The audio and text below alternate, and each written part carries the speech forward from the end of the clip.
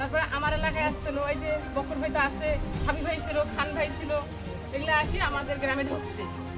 পুকুরে আমরা একটা সমিতি বানাতে চাই, আপনারা কি করবেন? টাকা পয়সা নেই, কি দিবি সমিতি কমিটি করি, করবো না। তবে না দিদি অল্প করে করবে, মানে আগে না 2 টাকা বেশি টাকা ছিল, 10 টাকাও দিয়ে পাবো না, 5 টাকা দিয়ে পাবো না। তাহলে ঠিক আছে, আমরা একটা খুব নিম্নভাবে 2 টাকা করে দিই, পাবেন না? আমরা তো মহিলা গেলে সবাই বলছি তো হোক 2 টাকা তো বেশি টাকা না, করবো না। তাহলে ভাইয়ের ঘরে বসে দিচ্ছি সপ্তাহে 2 টাকার সমিতি আমাদের। তখন থেকে এখন 100 টাকা করছি, মাসে এখন 100 টাকা করছি, 200 টাকা করে, 500 টাকা করে। 2 টাকায় সমান মেলে না। যে যুগ ছিল আমাদের খুবই ভাঙ্গা ছিল, বিশেষ করে আমাকে নেয় না সমিতি, আমি চলিনি। আমার একটা পরানের শাড়ি ছিল না, আমি ঠিক মতন খাবার পাই নাই। মনে করেন আজকে আলু ভর্তা ভাত, কালকে ডাল ভাত, তাহলে ওই 2 টাকার সমিতি করি আমি বর্তমান দিন আমার ভালোই যায় 2 টাকার সমিতি করি।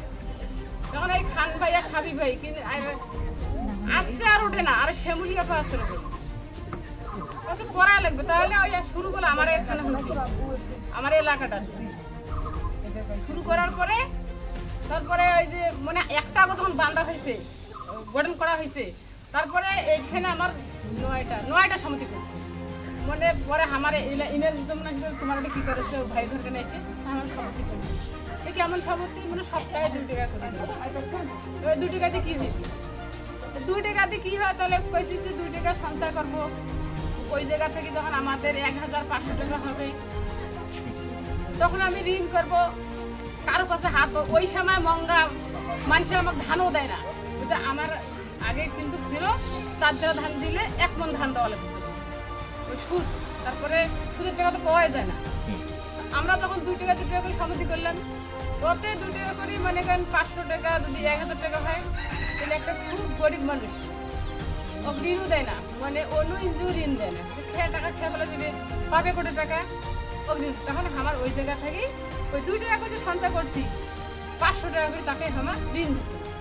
সপ্তাহে তার 500 টাকার কিস্তি নিয়েছিল 25 টাকা, খালি 25 টাকা কিস্তি নিয়ে পুরোটা জমা হয়। আর একটা হবে যদি ওইভাবে আমার ওই যে অন্য হিন্দু যদি না নেয়, তারপরে আমরা দিন গেছি ভালো। তারপরে সব পর্বের লেখাপড়া, আগে তো স্কুল ছিল না, এই একটা কেমন বাড়িতে স্কুল, আর স্কুল নেই। তারপরে ভাইয়ের ঘর আমাদের স্কুলও দিচ্ছে। আমার এলাকার কিন্তু স্কুল ছিল না, সবুজ পাড়ায় ছিল, তারপরে খামারে ছিল, আর আমার এলাকাতে স্কুল হয়নি। স্কুল হওয়ার সময় তো ওই যে টানা খাতরা হয়ে গেল, তারপরে স্কুল করিনি।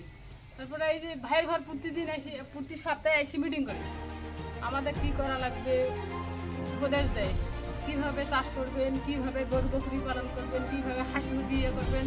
এগুলো কিন্তু আমরা ভাইয়ের কাছ থেকে শিখবো। আমরা কিন্তু আমরা সবে মানে একটা আমাদের বুদ্ধি ছিল না।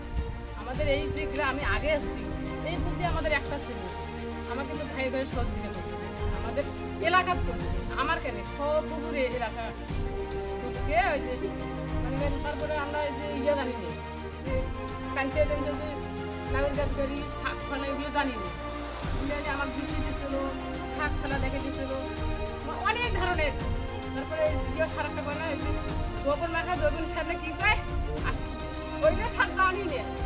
তালা দিবেন, গর্ত করবেন, ফেলে দিবেন, মানে পানি পরিমাণ নষ্ট হয়ে যায়, ধোয়া গেলে তালা দিবেন।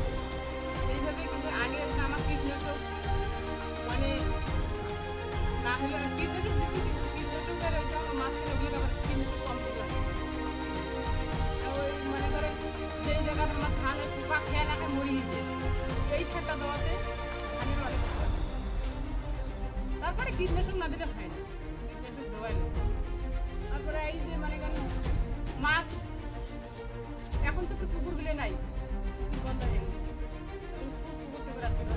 মাছটা ছাড়ি দিয়ে ঘর পেছনে তো বন্ধ, ওখানে বাড়ি ঘর নিয়ে 3টে খাল আছে, বাড়ি ঘরও দিয়ে আনেছে। আমাদের এলাকার সবচেয়ে বেশি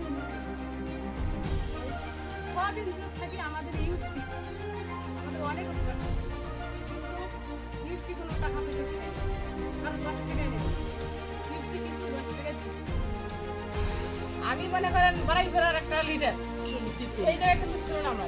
আমার দেখা দেখি পাশাপাশি লোক দেখে আমি নিচ্ছি না। মানে আগে কিন্তু ভাইয়ের ভাই শিক্ষা না হলে আমরা শিখিনি, এরা আমাকে শিখিয়েছে, আমরা এখন শিখছি। আমি যত সামগ্রী বান্ধিছি এখন আমরা ভাইও ছাড়াই দিয়ে বানছি। সেইখানে যে আমার স্বাবলম্বীটা হয়েছে, এমনি হয়েছে।